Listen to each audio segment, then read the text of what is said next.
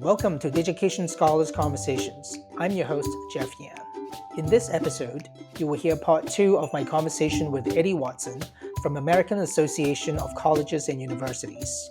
More links and information about today's conversation can be found on Digication's Twitter, Facebook, and Instagram. Full episodes of Digication Scholars Conversations can be found on YouTube or your favorite podcast app. You are about to hear part 2 of our conversation with Eddie Watson from American Association of Colleges and Universities. Please be sure to listen to our previous episode to hear part 1 of this conversation. Can you talk a little bit about you also have a new institute on Eportfolio, and you are now also working a lot on open educational resource. Two things that I'm very passionate about, very interested in. You want to talk about that? Yeah, so AAC&U, we've been doing summer institutes for maybe 3.5 decades, so long before I joined AAC&U, and having engaged in institutes as a faculty mentor. So my first year at AAC&U, I served as a faculty mentor for the Institute on General Education and Assessment, and going through that week-long experience, I felt like, wow, this is the most important work that maybe we do at AAC&U. We bring together a campus team. They develop an action plan. They get feedback on that action plan, and then they go back to their campus and they enact it. And typically, we follow up maybe 6 months later, at least for the Genetic and Assessment Institute, to sort of see how they're doing, provide another mentoring session. But one of the ideas that we had within the last year was the notion of, what if, rather than a deep, impactful 4 or 5 day experience, and then they leave to go off and do it themselves, what if we adjusted the model to make it a year-long experience? So there'd be a kickoff experience that would be quite a bit shorter, maybe just 2.5 days, where we help a campus plan.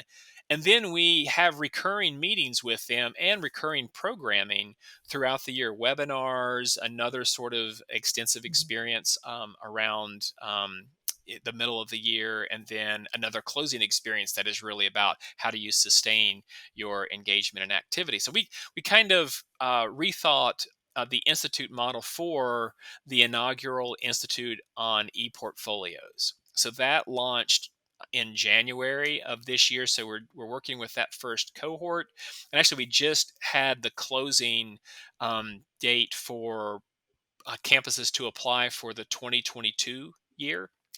And we found that the applications for 2022 have nearly doubled. Wow! We also, Congratulations. yeah, that's really exciting, and Mhm. we've seen that a real surge, a spike in the number of proposals to speak at the forum on open learning and ePortfolios. So what's often colloquially known as the ePortfolio Forum. This coming January, we've seen a surge, record numbers of proposals, at least in my time working with the forum over the last 6 or 7 years. A record number of proposals for that. So it seems like we're reaching an interesting point in the ePortfolio world right now, where there's new programming from AAC&U, new tools, new opportunities, but we're seeing campus engagement as reflected or measured in applications to our new institute and proposals to the forum as sort of increased interest, more activity. So it seems like maybe looking at the zeitgeist around ePortfolios, we see that there's definitely more engagement and increasing an upswing in engagement around ePortfolios. But we're excited with how the first institute's gone. We're maybe, I guess, about 9/12 of the way through Mhm. that first. Our first cohort, and a couple things that we learned. One is that it's really important for a campus team to have a leader of that Mhm. team that embraces that role. So they bring people back together, they keep people in movement, they serve to inspire, they serve to share resources. So the team leader role is super, super important to the success of a team, especially sort of over the stretch of a full year. But we're definitely seeing progress on many of these campuses. Very very excited about the outcomes of this thus far. And so we've taken that year long model and launched a new institute focused specifically on open educational resources. So, kind of accelerating campus Mhm. engagement or adoption of open educational resources, often referred to as OER. So that one kicked off just in July. So we kind of have our 2 year long institutes out on a staggered 6 month schedule. The Eportfolio Institute will kick off every January. The Institute on OER will kick off every July, and we do intend to keep those as year long experiences. I think it's just great that you're doing these institutes. I don't know people working on the OER Institute, but I have a few friends who was part of the ePortfolio Institute, and they had really enjoyed it. I think that they had felt that there is a significant material difference made on their campuses. Oh, So that's good job. fantastic to hear. Great. Yeah, good job.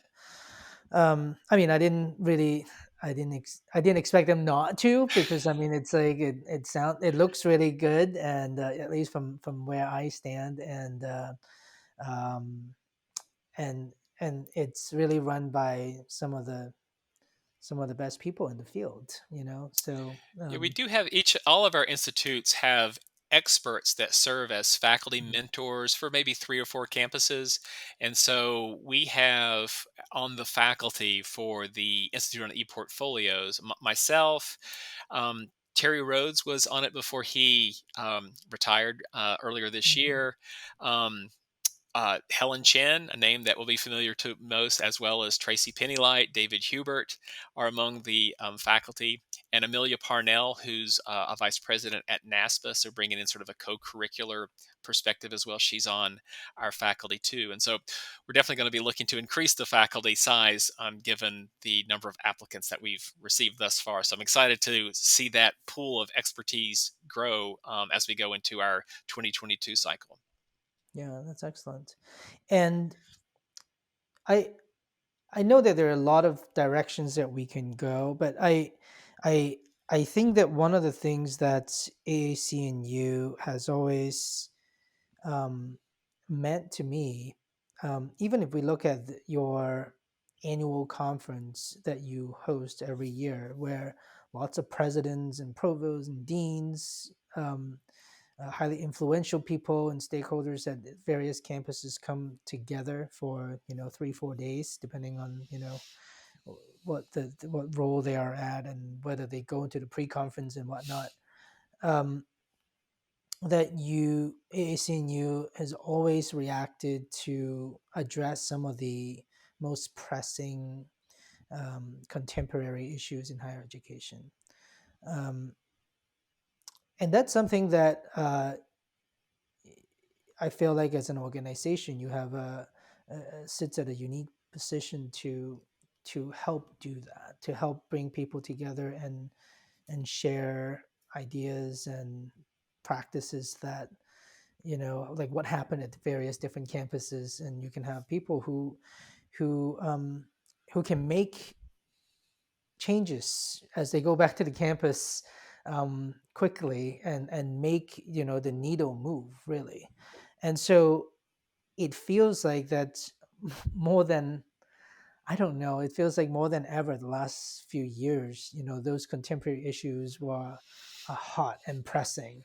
um, what are some of the ones that, I don't know, either ones that you remember as being memorable or things that you feel like are most interesting going on right now on campuses? Well, I think that maybe the the issues that we see discussed most often these days are really in terms of what we've been referring to internally at AAC&U as the dual pandemics that are COVID-19 and racism. So, campuses, of course, had to pivot dramatically in March of 2020 into online learning.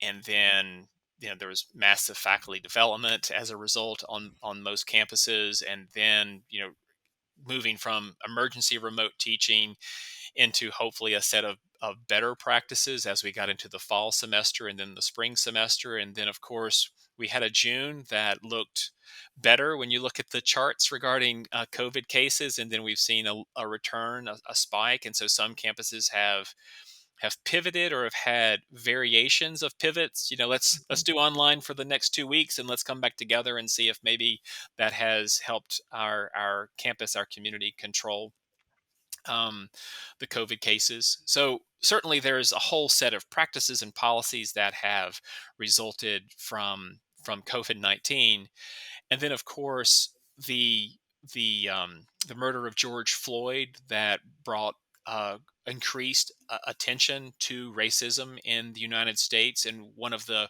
great outcomes from that horrible tragedy was the refocusing on notions of equity, diversity, equity, and inclusion as being key topics for campuses to focus on and engage with.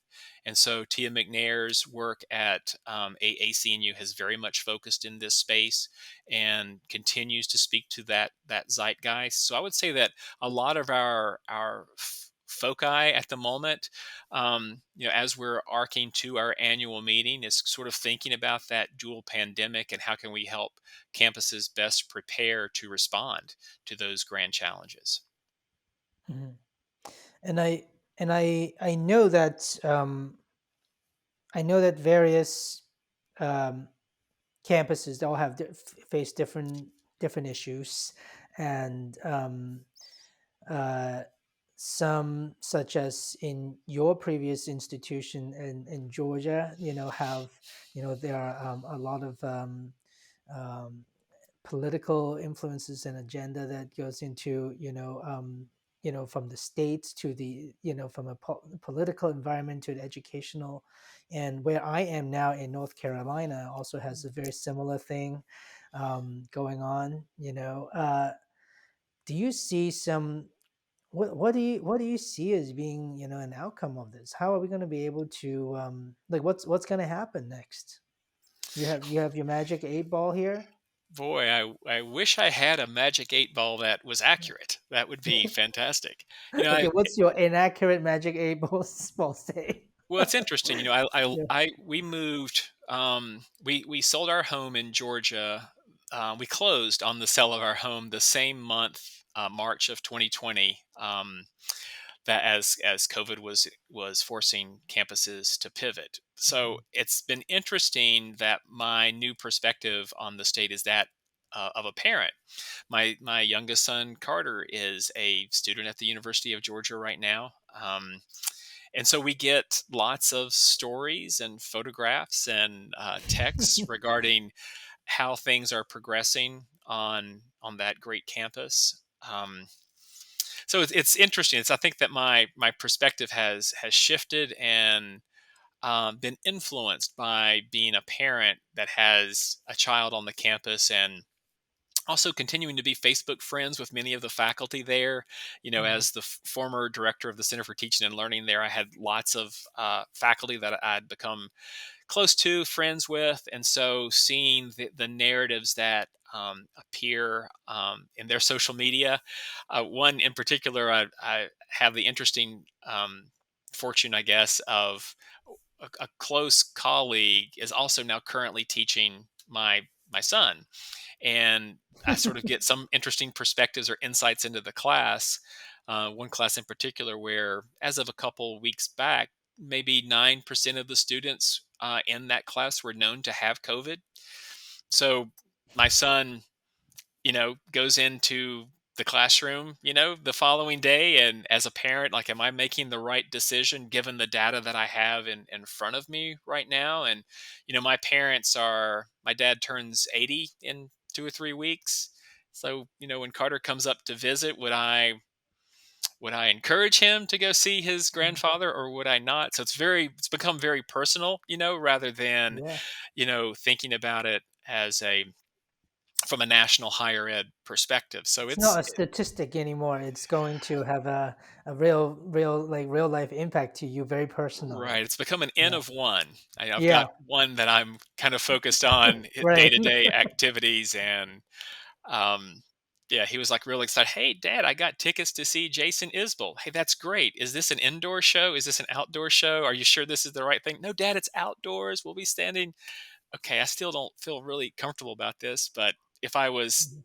19 or 20, I might make the same decision, unfortunately. So I don't know if that doesn't really speak to the magic eight Yeah. ball. I mean, I look every day. I go to Google and I search for COVID cases in U.S. And then there's the graph, Yeah. and then you can sort by state and locality and things like that. And so I invariably look at those things and see where are we, how you know where do we appear to be going. Um, I don't think we're out of the woods by any means. I've heard national public health experts speak that maybe we'll be in a better position at the close of the spring semester. I hope for that. I hope we don't see another variant like the Delta that uh, season brings us another spike. But I guess I'm thinking that we're going to have a little bit of a rocky next few months, and hopefully we'll see more daylight when the spring comes regarding COVID. Yeah. Um, and I hope that we'll be able to resume some of those conferences. I mean, AAC&U puts out various conferences, and one of it's one of my favorite time of the year to gather, and we've always really enjoyed it. And last year being completely virtual really made it very different.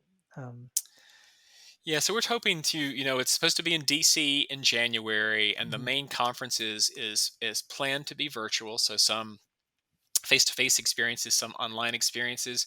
We have pivoted the forum on open learning and ePortfolios to fully virtual. So that'll be Monday, January 24th, I believe. So an mhm, all-day, fully online experience. But there will the main conference, assuming um, public health will allow.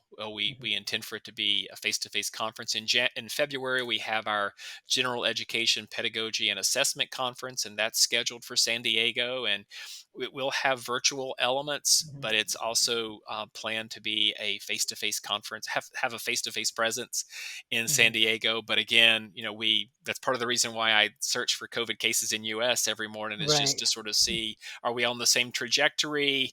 Um, yeah, it's a difficult calculus. I think anyone that's doing conferences these days um, is trying to do the calculus as best they can. Mhm, mhm. Um, well, you had mentioned before the dual pandemic. One is COVID, and the other one is racism. Um, I I know that we touched on that maybe a little bit, on the what George Floyd had brought forth, the national and international conversation. Um, and I mean, I do see all kinds of news happens all the time, and on campuses, on various campuses. What are some of the common things that you're hearing from various campuses right now in terms of fighting, racism, and trying to create a more diverse and equitable and inclusive place for students and for faculty and for staff. Well, I think that is one of the outcomes is that higher education institutions, individuals on campuses are recognizing this as a pandemic and beginning to lean into trying to find solutions, working toward solutions in that domain. So I mentioned Tia McNair's work earlier. Mhm, She has a project that's known as Truth, Racial Healing, and Transformation. So TRHT is the shorthand for mhm, that. But there's an institute associated with it. There's grant work that's supporting that work as well to help campuses do deep dives into that work. So that is an outcome that we're seeing is that many on campuses are indeed trying to make the pivot to think about institutional racism and changes that they might make at that level. mhm, Faculty are thinking about inclusive pedagogical practices just within their individual classroom settings. mhm, I definitely don't want to paint a picture that wow, this is great, and now we're making a great deal of progress. I think that in many ways many are trying to just figure out what is the appropriate next step. I mean, it's a many year process that's ahead of us, but at least attention has turned in this space. More people are engaging than previously, and that is encouraging as we look forward. Yeah, I agree, and we actually now I don't know when exactly this episode is going to be aired, but we actually just this is right now towards the end of September, and we launched two our first two episodes of season two is by Sam Asensio, who's a student at John Jay College of Criminal Justice, and he in this case wasn't for racism, but it's for the LGBTQ community, and he over the course of the COVID year basically launched a peer mentoring program by students for students. And ultimately got funding actually to make it sounds like more or less a permanent thing where the mentors are getting paid, and I think they're maybe hiring a full-time position for it altogether. It's Um, fantastic. isn't that amazing? It is. But I kind of feel like that on one hand there's the the kind of work that um, having these national conversations and having all the people that can make things happen on their campuses to come together and say, hey, this is we've got to treat it like a pandemic, right? Because look what we did for the other pandemic, because we had to deal with it, and I think this is something that we also have to deal with. But then on the other hand, I just love the idea that students themselves, or maybe in some cases faculty, themselves um, are empowering themselves to become the agent of change and make things happen. Yeah, indeed. I completely agree. Um, and maybe that's the type of thing that we get to see more, even at AAC&U, and as we always do, actually, of all of the various issues that always come up, over time. Um, Anything else that you can preview for us, for AAC&U? What are some exciting things that as you look out, in the next 6 months, 12 months are interesting? What you recommend people do? Well, there's a few things. Depending on when this airs, on October 21st and 22nd of this year, we're having our first symposium on academic integrity. It's a 2 day event where we're really looking at sort of probing what are some of the challenges that have emerged. And many campuses have noted, doubling, tripling, quadrupling of cases of Mm, academic integrity issues. So, probing what is that landscape? What does it look like? And then what are some practical solutions? And we're going to have student panels, panels of faculty, panels of IT specialists, university presidents, really trying to draw in everyone that's a part of that conversation to the conversation to bear some direction for individuals on campuses to figure out how to navigate this new landscape. So there's that's something new that's related to my work. We also have a new issue of the International Journal of Eportfolio coming out probably in about, I would hope by the end of October that we would have that particular issue out, but we're really close to that. The deadline for the spring issue, if you're thinking about submitting, is December 1st. In fact, our deadlines are pretty much the same from year to year. December 1st for the spring issue, and then June 1st for the fall issue. So we have a pretty quick turnaround time between tell years. people about it. Tell people about what the International Journal of ePortfolio is, in case people don't know, because there are differences between one journal and another, and I think this one is, there's something, it's. I'll let you explain it. Okay. So yeah, the International Journal of ePortfolio is a journal that looks holistically at ePortfolios. So whether you're using ePortfolios for teaching and learning, whether you're using it for assessment, maybe professional development, maybe for faculty activity reports. I mean, whatever it might be that you're using ePortfolios for, the International Journal of ePortfolio, we call it IGEP. So IGEP is seen as a vehicle for highlighting either research studies regarding ePortfolio or just best practice. So you have like a literature review that explains, sort of sets the stage for why you're doing something on your campus, and then you describe it in great detail so that it could actually be replicated on another campus. So each issue has sort of a breadth of topics and issues and perspectives regarding ePortfolios. And one thing about iGeep is that since it was first published 12 years ago, I guess, it has been a open access full text journal. So in other words, every article ever published, you don't need passwords, you don't have to log in, your library doesn't have to subscribe to it. Just if you've got an internet connection, you can go directly to the igeep.com, and there you will find every article every published by the journal. I think that open access is one of the things that helps the community kind of move forward. You don't Mhm. have hurdles to prevent you from being able to engage in the most recent scholarship or the lineage of the scholarship regarding ePortfolios as published within the journal. And of course, it's peer reviewed, Oh, indeed. which is important.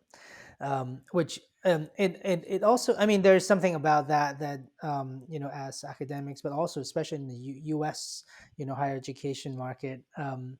Uh, you know, uh, just like what we were talking about, having the people coming together and having supporting each other, but also like what you were saying before about the Value Institute, where you're training other people who are actually from other institutions to kind of support your institution.